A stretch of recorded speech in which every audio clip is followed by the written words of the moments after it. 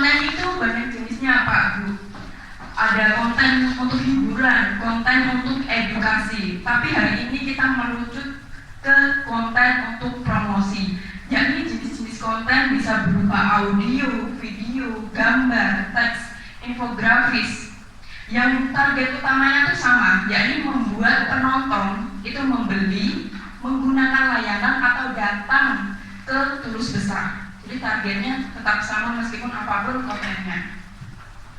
Kalau untuk di Tulus Besar ini biasanya konten promosinya lewat apa? Facebook, Instagram, Facebook saja. YouTube. Sejauh ini pernah bekerja sama dengan konten kreator atau wartawan, Pak? Belum. Mungkin nanti kedepannya bisa bekerja sama karena akan lebih efektif biasanya karena konten kreator maupun wartawan itu sudah punya masa. Selanjutnya, Sir.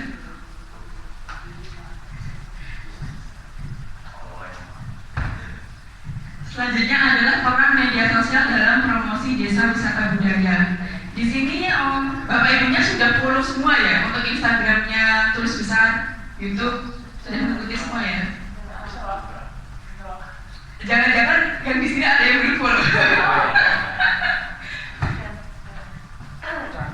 Baik, yang pertama adalah penetrasi internet yang semakin luas. Saat ini kita bisa menjangkau jutaan orang di luar sana dengan konten di media sosial.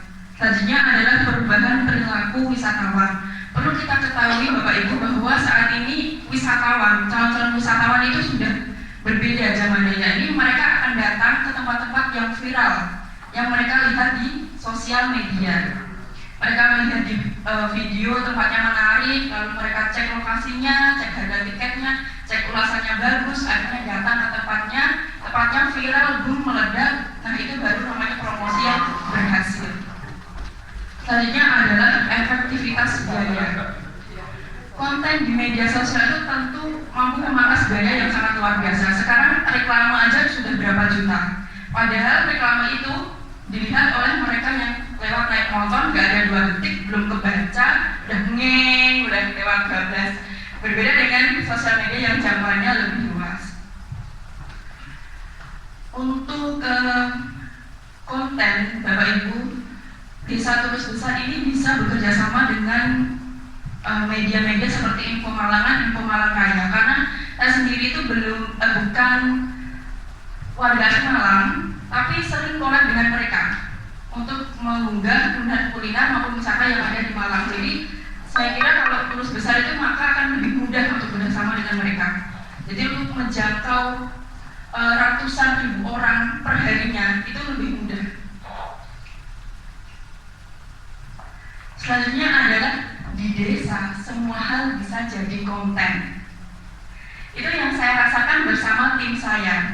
Saya lahir dan besar di desa.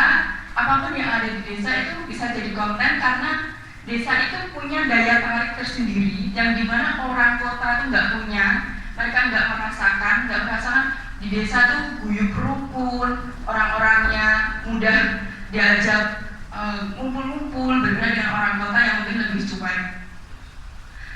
Yang pertama itu di desa bisa buat konten wisata. Kalau wisatanya itu ada wisata alam dan wisata buatan, mungkin itu akan lebih mudah. Kalau di Tulus Besar itu apakah ada wisata alam atau buatannya, Pak? Alamnya Belum. Wisata alam belum sih, belum aktif. Iya. Tubing. Sudah pernah dibuat konten, Pak? Kayaknya belum. Sudah pembukaannya. Sudah surveinya aja tapi. Pasti di sini Bapak Ibu Mas juga bisa buat konten gitu. Apa perlu satu mandi juga nggak apa-apa gitu.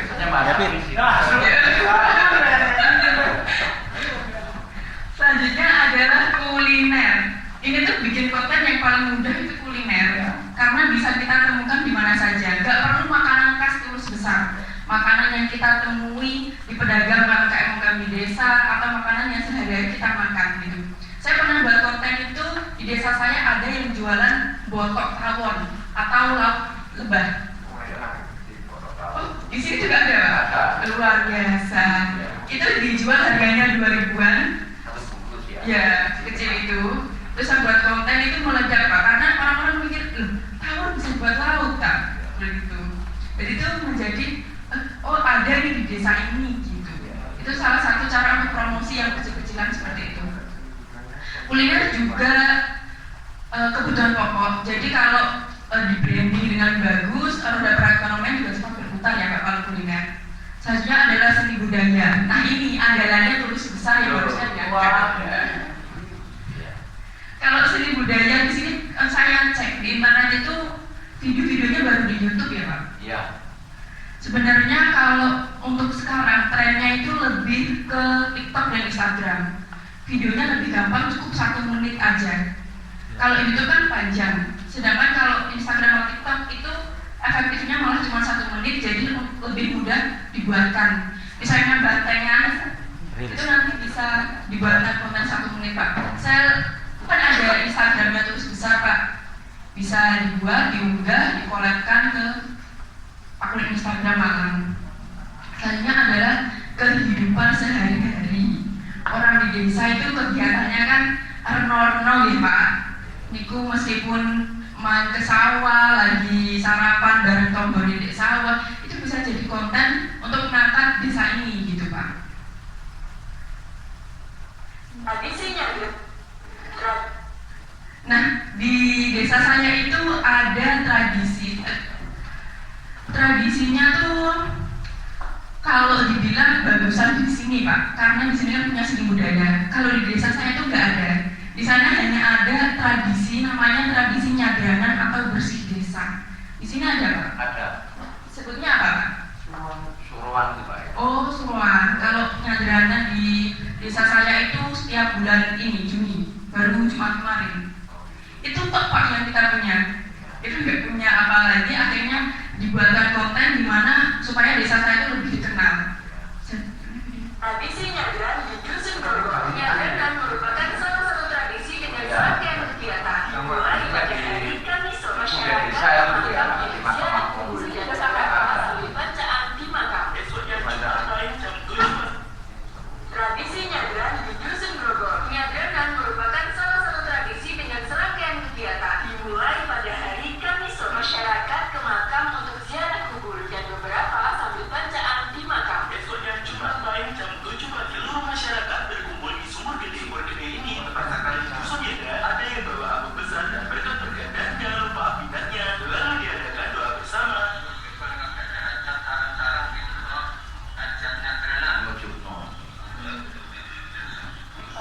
Nganjuk itu ya. Dan ini yang seru ya, pelayanan berkah. Bebas Anda mau ambil berapapun. Setelah selesai di sumur gede, masyarakat berpindah ke makam Dusun Grogol. Masih sama ada membawa ambang dan berkat. Lalu doa bersama dan yaps keroyokan berkat lagi. Ya, setelah itu akan ada pagelaran wayang kulit Yoda yang mudah turut melestarikan dan bangga dengan tradisi. Kurang lebih sama nih Pak tradisinya, dari punden ke makam gitu. Jadi yang ditampilkan di konten itu karena di situ yang paling menjadi hook atau satu yang menarik itu adalah antusiasnya warga-warga. Setengah 6 pagi sudah kumpul keroyokan berkat. Sederhana itu saja Pak, tapi viewersnya bisa menjangkau sampai ke provinsi, ke nasional. Nah, mungkin Bapak Ibu belum tertarik kan sama desa saya hanya karena melihat itu. Karena memang targetnya buat konten yang ini tuh bukan untuk mengajak wisatawan datang ke desa saya, tapi menunjukkan bahwa desa saya punya tradisi yang masih dijaga, yang mungkin desa lain nggak semua desa punya seperti itu. Nah, saya selanjutnya ini ada video promosi desa wisata, bisa ditampilkan.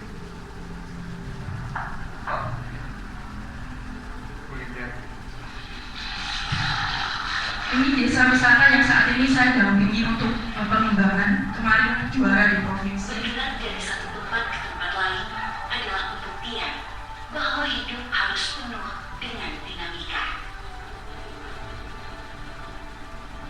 Menghirup udara sejuk, mengisi relung-relung jiwa dengan keindahan.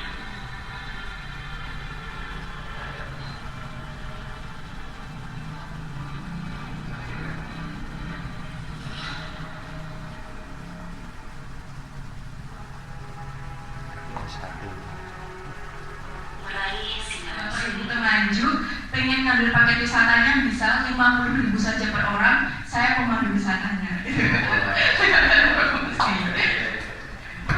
Kalau di Tulus Besar itu sudah ada paket wisatanya, Pak. Biasanya kan desa wisata punya paket wisata yang dijual. Sementara ini belum ada. Oh, tapi kedepannya tuh ada Iya. planning ke Kayaknya ada. baik. Karena biasanya untuk desa wisata ya ada jumlah paketnya itu. Kemarin ada lomba desa wisata yang Dewi Cemara itu apakah ikut, Pak? Di Jumeneng? Itu sama. Oh, desa Seramal. Kecamatan Tumpang itu desa sama. Oh, gitu. Kemarin kan juga ada penghargaan dari Menteri Pariwisata itu, apakah masuk 500 besar, Pak? Untuk Tulus Besar? Belum. Gak apa-apa, lantai pasti ke depannya. Next. Masuk. Next. Selanjutnya adalah nanti akan saya tunjukkan konten kuliner. Jadi di desa saya itu ada dia jualan asam kambing. Pernah makan atau buatan, Pak? Asam kambing. Nggak pernah. Oh, jadi itu kuliner khas Nganjuk yang dimana terbuat dari kaki kambing. Bahan utamanya lalu ada blimbing dan dondong. Nah uniknya tuh Pak, kalau Bapak nggak kenal sama keluarganya itu nggak boleh beli. Oh itu. Ya, jadi kayak mau makan asam kambing aja harus ada orang dalamnya gitu. Bisa kok. Karena stok kaki kambing kan terbatas ya Pak. Ya. Jadi memang untuk sehari itu hanya bisa menjual 70 porsi dan itu pun pasti kurang. Jadi kalau kita datang, Bu saya mau beli asam kambing, nggak boleh, nggak habis. Meskipun itu masih berpanci-panci nggak boleh dibeli karena pasti itu udah pesanan. Itu kenapa? Itu karena alasannya adalah kaki kambing terbatas Pak, dan peminatnya itu banyak sekali. Akhirnya dibuat peraturan kalau mau beli harus pesan dulu di pagi harinya. Maksud ini ya. Ya, ayo ajak kulineran asam kambing khas Nganjuk. Dan uniknya kalau kalian nggak punya orang dalam, kalian nggak bisa beli. Enggak bisa Apa yang orangnya. kamu- Asam kambingnya masih sudah habis Mbak, tinggal pesanan. Waduh, aku bilangnya masih ada terima. Oh, gitu. Jadi kan gitu. Ya, pasti udah gak asing deh dengar asam. Kok bisa ngomong namanya? Itu kalau misalnya Karena Apalagi olahan musik. harus membawakan tema karena itu kan ada uniknya barbar gitu. Penampilannya harus baru. Untungnya waktu minggu kesini udah dipesenin sama Kalau bosan ini yang Mbak Andi bisa. Bisa Pak, saya bisa maju wisata loh Pak. Naon sehari bisa habis 70 kilo ya soal rasa ini. Enak banget Pak. Nah itu kalau kita nanya resep dikasih loh Pak resepnya. Gini. Nah itu kan saya buat konten itu dadakan. Jadi karena kenal sama anaknya itu ada diperbolehkan beli. Jadi uniknya tuh kayak gitu Pak. Ini kambing, ibu ini kambingnya ya. Di sini ada Pak kuliner yang unik gitu. Apa Pak? Yang bisa diangkat, nggak ada di desa lain gitu. Sebenarnya ada, cuma itu kan untuk hari-hari tertentu dan itu juga acara-acara tertentu. Misalnya ini kan kayak jenang arah nambang. Nah itu memang diperuntukkan pada saat selama satu tentu ya mungkin pada hari Jumat Legi itu di pundennya Mbok Srimunan. Ada arang-arang kambang, ada kolok bencono, kemudian kalau yang di makam Mbah Mangun Darmo ada ketan rokok. Itu setiap hari cuma lagi kok ya. Iya, itu kasih ini kayaknya Pak. Kasih ini ya.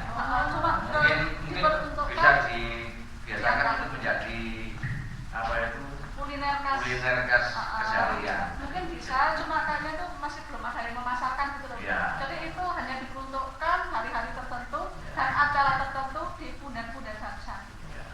Itu unik loh, Mbak kalau dijadikan konten itu bisa menarik wisatawan juga datang di hari itu. Iya.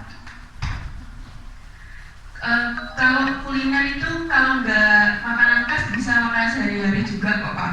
Saya pernah tetangga saya itu jualan sate tahu sama sate ayam. Itu kan biasa banget ya. Jadi dikemas kontennya itu adalah kita bakar malam-malam, kita ngajak orang yang lewat bakar bareng-bareng, makan bareng-bareng, kasihan khas wong desa. Nah, seperti itu. Jadi tetap ada unsur desanya yang diangkat. Selanjutnya adalah keperluan konten. Ini pasti HP. Bapak Ibu pasti semua sudah punya HP. Ada kameranya yang sudah canggih. HP apapun bisa dijadikan konten asal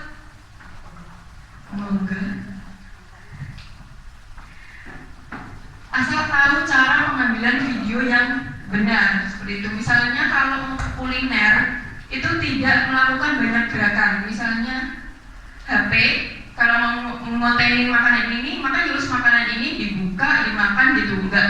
Ini makanan di sini banyak itu enggak, karena untuk fokusnya para penonton, oh ini yang mau diperlihatkan tuh makanannya gitu. Misalnya waktu itu saya buat konten jalanannya ke kuda lumping, ya pas mereka pertunjukan aja, enggak, shootnya tuh enggak gini, enggak kayak YouTube. Tapi kalau untuk Instagram, TikTok, kalau mau video misalnya jenengan bawa poni gitu loh, video jenengan 5 detik, lalu video kuda lumpingnya 5 detik, baru nanti mainnya di editingnya Pak gitu. Nah untuk editingnya itu pakai aplikasi CapCut atau Capcut. Mungkin Bapak Ibu bisa ngunduh, itu gratis, ngeditnya juga mudah banget. Ada versi manual sama template-nya. Kalau Bapak Ibu lihat, anak muda tuh kayaknya kok pintar ngedit dikasih musik-musik gitu. Padahal tinggal login masuk di aplikasi ini, masukkan videonya, langsung jadi tuh Pak editingnya, langsung ada musiknya. Tapi untuk konten desa itu disarankan manual saja, karena biasanya mengisi suara. Selanjutnya adalah akun publikasi. Nah akun publikasinya sosial medianya tulis besar. Tapi kalau mau bikin konten secara pribadi ya nggak apa-apa Pak. Siapa tahu rezekinya Bapak Ibu jadi konten kreator terkenal, untuk video 1 menit bisa dibayar ratusan hingga jutaan seperti saya dan tim saya seperti itu. Nah, komponen konten. Jadi apa sih Pak Bu yang harus ada di konten? Kita kali ini merujutnya ke konten Instagram dan TikTok durasi 1 menit ya. Jadi biar sama persepsinya. Yang pertama adalah hook atau judul. 5 detik pertama yang kita perlihatkan ke penonton. Jadi video semenarik apapun yang dilihat ketika kita buka sosial media Pak, 5 detik kita lihat judulnya. Contohnya, bantengan ngamuk di desa Tulus Besar. Terus gitu, kalau orang yang tertarik pasti dilanjutkan melihat. Tapi kalau Bapak Ibu bikin kontennya cuma 1 menit, tapi openingnya gini, halo hari ini aku lagi ada kegiatan ini, itu pasti nggak menarik gitu. Makanya 5 detik pertama jangkau penonton itu untuk menonton videonya. Selanjutnya adalah deskripsi yang tadi dijelaskan MM Ririn, yakni 5W1H yang harus ada. Ketika sudah dijelaskan bantengan ngamuk di desa wisata budaya Tulus Besar, dijelaskan deskripsinya. Bantengan ini adalah salah satu budaya yang ada di desa ini dilaksanakan pada hari ini. Kalau dijelaskan juga kenapa sih orang-orang datang misalnya seperti itu. Lalu selanjutnya adalah call to action, yakni mengajak orang-orang yang menonton itu untuk misalnya ikut nonton bantengan di jadwal selanjutnya. Dan jadwal selanjutnya hari Kamis ada di gini-gini, yuk nonton bareng-bareng. Seperti itu. Harus ada ajakannya. Jadi sudah tertarik melihat judulnya, sudah paham dengan deskripsinya, lalu diajaklah untuk berwisata ke Tulus Besar. Seperti itu. Untuk selanjutnya adalah pertanyaan. Saya sedih kalau nggak ada yang tanya Pak Bu. Hari ini saya jauh-jauh dari kota angin. Monggo ditanyakan apa saja boleh, silakan. Kita mendapatkan uang. Dan kalau konten untuk promosi, kita mengusahakan supaya kita dapat uang. Wisatawan datang. Kalau sponsor, kita udah pasti dapat uang dulu, baru kita buat. Menerangkan gitu ya. Kalau sponsor itu Pak, kita tuh harus ahli konten dulu, baru kita dapat sponsor. Itu kalau kita kontennya jarang-jarang, itu biasanya nggak ada sponsor yang nyantol. Gitu. Kan sponsor itu menghubungi kita kalau tertarik sama video kita. Oh Mbak ini kan bikin konten menarik, ngajak warga banyak-banyak, desanya juga menarik gitu. Kayak desa saya kemarin itu ada karnaval Agustusan. kalinya diadakan karnaval Pak. Kebetulan saya duta wisatanya, saya bilang, Pak Bu selama ini kok nggak pernah ada karnaval kayak desa atau kecamatan lain ya di desa kita. Akhirnya direncanakan dibuat adalah chaos Pak di masyarakat. Karnaval kan butuh raga, banyak sekali gini-gini. Sudah panitia rundingan harus ada 1 orang per kapal. Sedangkan make up busana itu 300 ribuan, 200 ribuan, akhirnya banyak menolak. Akhirnya saya putar otak Pak, saya menghubungi brand-brand yang pernah bekerja sama dengan saya, sponsorin dong desa saya, seperti itu. Akhirnya karena karnival yang besar, yang sekali sewa 2 juta, 3 juta, itu semua ditanggung oleh sponsor. Feedbacknya tuh apa Pak? Hanya saya buatkan konten 1 menit dengan warga di desa saya. Udah itu aja Pak. Itu kalau memang kita sudah kuat, nama kita, desa kita sudah kuat, hal-hal seperti itu sangat mudah Pak. Mudah untuk menjadi sponsor. Iya, makanya sekarang diteladani dulu Pak konten-konten. Berarti intinya harus rajin upload. Iya, rajin upload Pak. Kalau saya itu 1 hari itu bisa 1-2 konten. 1 hari saya buat konten itu 1-6 konten. Jadi saya sampai bulan depan ini sudah punya stok kontennya Pak. Itu tantangannya di situ. Kalau kita fokusnya di situ ya nggak apa-apa. Tapi kalau ada pekerjaan lain itu ya Sifatnya konten itu apakah bebas atau enggak bebas? Contohnya gini, sekarang ada kesenian yang gimana ya? Kesenian itu modalnya nggak besar. Terus di kesenian itu pun ada orang yang akan mengonten tapi di grup kesenian. Apakah itu nanti itu kalau ada orang yang mengonten lain itu bisa istilahnya konten ini loh itu gimana? Apakah ada di situ sifat hukumnya gitu? Baik, kalau kita sesama konten kreator, misalnya ini kan berbicara tentang desa yang ingin dipromosikan ya Pak. Semakin banyak yang kontenin ya semakin bagus Pak. Gitu. Maksudnya nggak ada batasan ini. Iya, nggak ada batasan. Bebas ya. Semakin banyak yang kontenin, semakin banyak viewersnya, semakin desanya dikenal. Iya. Beda dengan dulu ya. Dengan kajian kiai, ojo kayak videonya aku diri. Kalau tahu dunia baik, jadi AdSense itu kan YouTube nih Pak. iya semacam itulah. Iya. Kalau saya itu malah fokusnya ke Instagram dan TikTok. Kalau Instagram dan TikTok itu mainnya kan lebih ke endorse dan kerjasama. Berbeda dengan YouTube, kita buat dibayar sama YouTube-nya. Kalau saya itu harus ada pihak keduanya Pak. Seperti itu. Waktu itu saya bikin konten mungkin sekitar 15 konten, itu sudah mendapatkan uang Pak. Kalau Instagram dan TikTok nih Pak, waktu itu saya buat 1 video saja itu sudah banyak yang menghubungi. Karena kebetulan waktu itu saya ingat saya bikin konten di Batu, itu ada promo stik daging. Stik daging saya buat, ternyata banyak yang repost. Akun-akun lain tuh konten saya diuploadin. Akhirnya saya dikenal, saya dihubungi oleh resto-resto kafe-kafe yang ada di Malang waktu itu. Saya buatkan konten. Awalnya saya pas ditanya berapa Mbak tarifnya, saya tuh nggak ngerti Pak. Gratis gitu, karena pikirnya wah saya kan butuh portofolio ya Pak, saya butuh konten-konten untuk saya jadikan di Instagram saya supaya lebih menarik lagi. Terus gratis Kak gitu, tapi dapat makanan kan, dapat makanan, dapat minuman gitu. Akhirnya sampai ke sekitar 50 videoan baru kita adakan, itu pun masih bingung kita karena views kita itu penontonnya agak stabil, kadang bisa 10.000, kadang bisa ratusan ribu gitu. Akhirnya terserah jenengan gitu, awalnya terserah jenengan khas Jawa. terserah jenengan pun pantas pinten malu jenengan ya Pak. Nah setelah itu yang ngasih itu ada yang 100.000, 50.000, nggak mesti Pak, yang namanya pedagang kan ya beda-beda penghasilannya. Setelah itu ke 100 konten mulailah dikontak oleh brand-brand. Nah biasanya kalau brand itu Pak, seperti misalnya Link Mineral gitu, mereka itu sudah punya budget. Mbak, saya punya budget 1 juta, dibuatkan video 1 menit bagaimana? Gitu. Itu penghasilannya dari situ Pak. Sampai sekarang akhirnya saya sudah punya rekap, di mana saya itu untuk video 1 menit, saya buatkan video 1 menit itu paling murah 200.000 sampai 1,5, hanya untuk 1,5 juta, hanya untuk video 1 menit. Oh bukan dari TikToknya atau? Bukan, jadi dari Tapi pihak kedua. ada? Bapak pengen saya promosikan, saya datang ke tempat Bapak, Bapak otomatis buatkan ayam bakar, saya video, saya makan dulu video, saya upload, Bapak bayar ke saya. Itu karena menggunakan jasa saya untuk promosi. Karena yang pertama yang dibayar itu adalah pengalamannya konten, Pak. Jadi sudah tahu strateginya promosi-promosi. Gitu. Terus yang kedua itu adalah followers di belakang saya, Pak, pengikut-pengikut saya. Saya ada cerita, Pak. Saya pernah ke pasar tradisional di Noyo.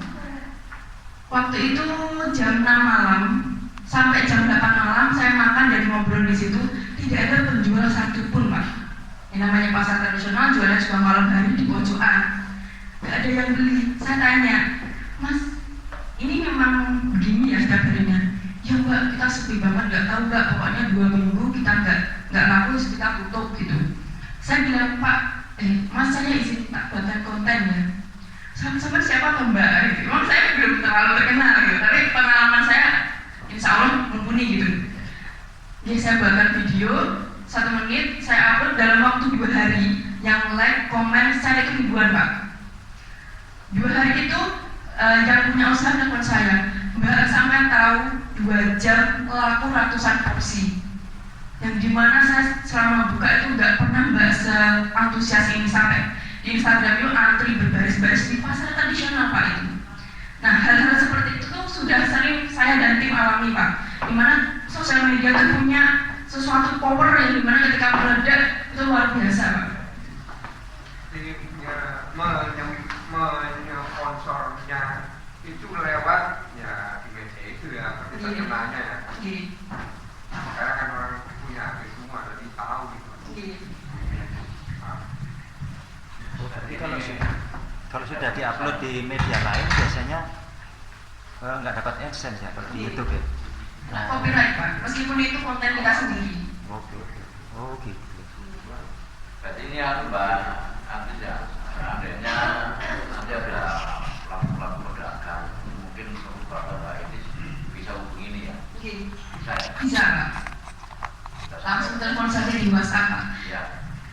Terutama kuliner. Perluan itu bukan orang.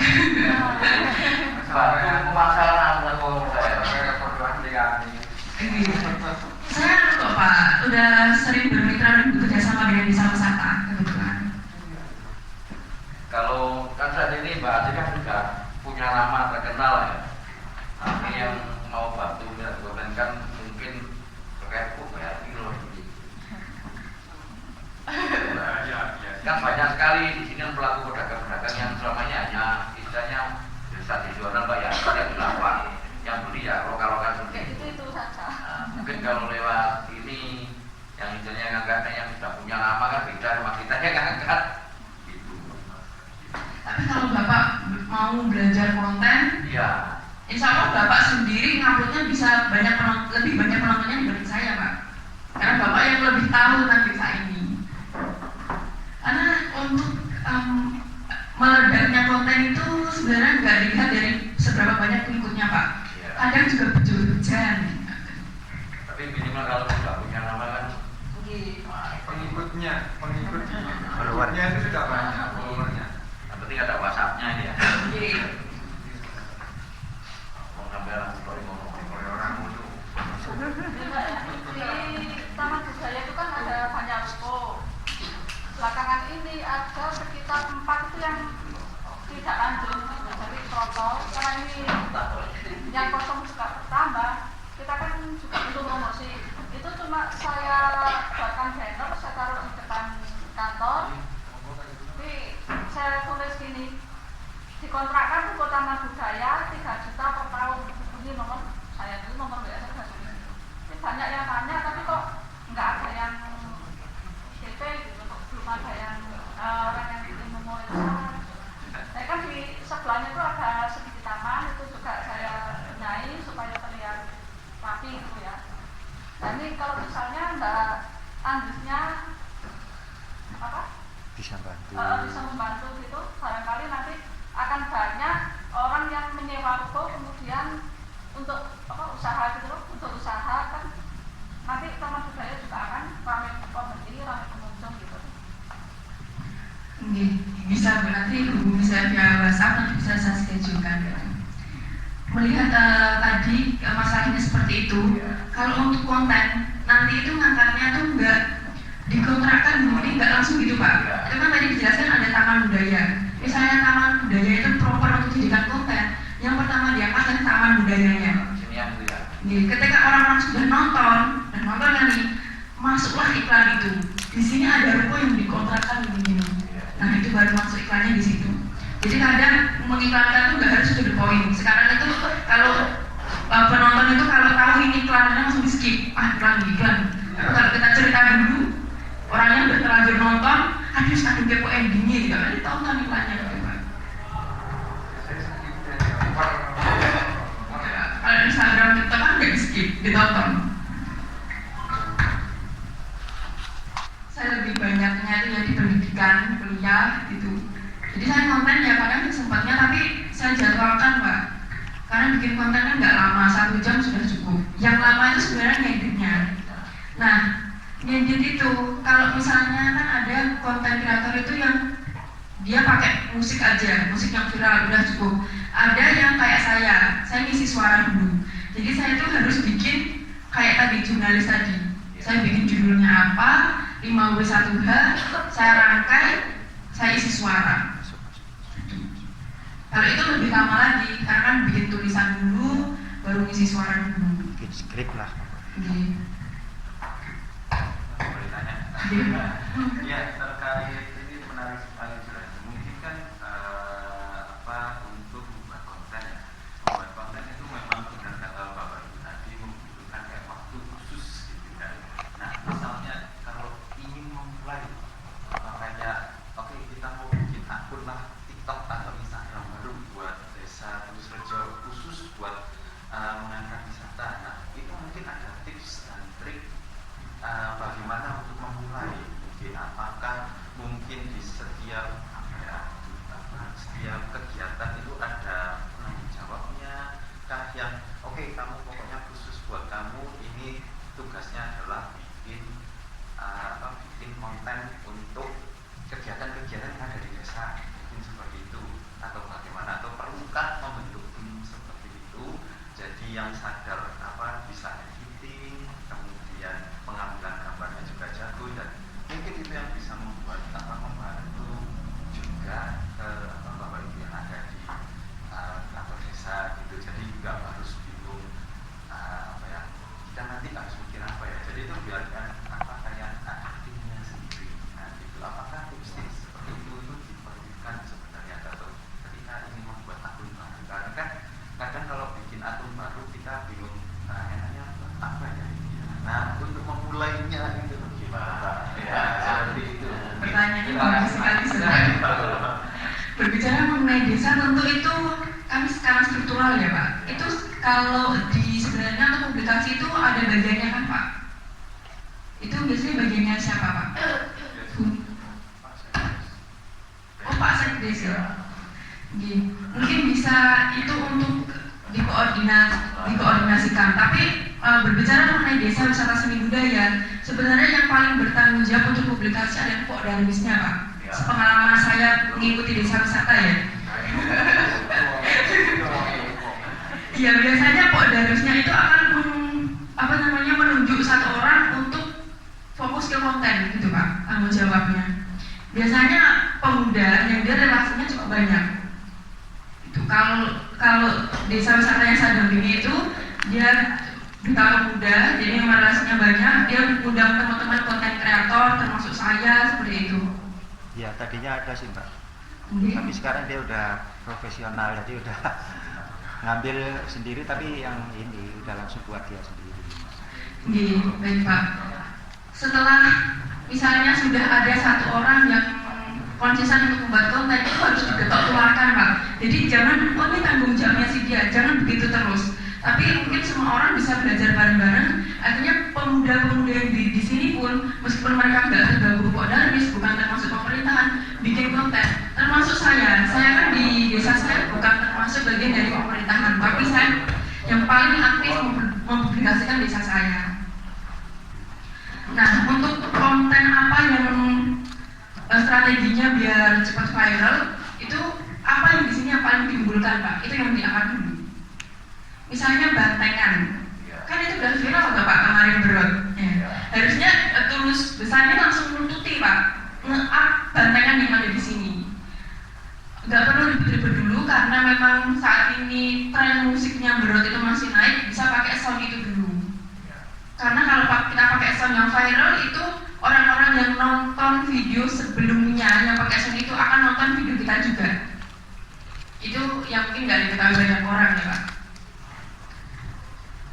Nanti kalau sudah nggak apa-apa Pak, pertamanya tuh 1000 views dulu, lalu baru 10.000 views, nggak apa-apa, nggak ada yang nonton dulu pun nggak apa-apa gitu. Yang penting dimulai dulu.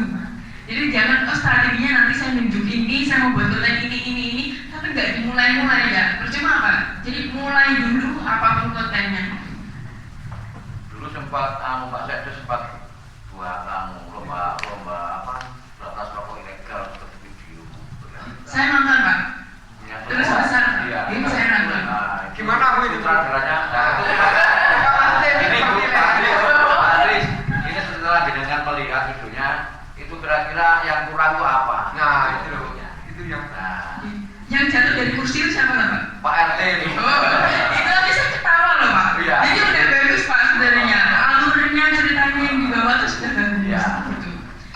Ada juga loh Pak desa itu yang strateginya promosi pakai drama-drama yang kayak tadi. Iya. oh berarti penilaian itu jadi ngaruh ya penilaian. Iya. Oh, penilaian bagus. Bukan. Boten. Enggak, dia nonton gitu. Saya nonton aja. Itu kan di YouTube Pak. Dibuatkan aja via yang berbentuk berdiri landscape untuk Instagram dan TikTok. Shot ya, shot. Nah itu Pak, karena kendalanya itu kan kalau YouTube harus miring, Instagram atau TikTok itu berdiri. Iya. Itu kadang yang desa bingung itu, hanya nggak efektif kan buat Itu ternyata waktu itu bermalam-malam berarti sampai 1 minggu. Alhamdulillah juara terus kelas. Juara Pak kemarin. Enggak, 13 tingkat kecamatan Jogja. Tingkat kecamatan. Sampai tertutup di kursi bayar Ikut lomba aja Pak itu desa wisata di Cemara itu Agustus. Kalau berani, pasti berani lah udah punya budaya yang bisa diandalkan kok. Nanti musuhnya saya soalnya.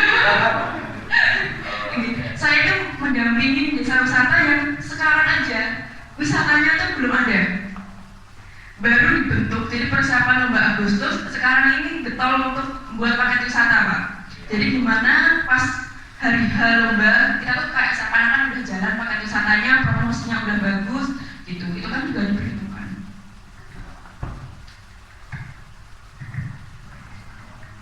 Oh iya, Seriza ada tanggapan nggak sih? Mohon maaf sambil merokok gak apa-apa. Ya, Pak. Monggo. Bentar. Nggak apa-apa, asalkan bukan rokok ilegal. Nanti beratas kemarin Pak Cari, beratas rokok ilegal. Pak di sini perangkatnya muda-muda ya Pak ya? Ya, yang paling tua nih Pak. Saya itu paling tua. Di desa saya ada yang muda Pak. Tua tuh semua. Alhamdulillah. Di sini Senior berarti Pak. 20, 21, 19 ya. Berapa? Ini sama berapa? 19. Ya mungkin dengan adanya solusi ini semoga bisa bermanfaat. Nanti dari pihak pemerintah desa tetap minta bantuan pancingan seharusnya kalau itu juga mau produksinya. Iya Pak, siap. Berarti kita harus lanjut Sumber Sari.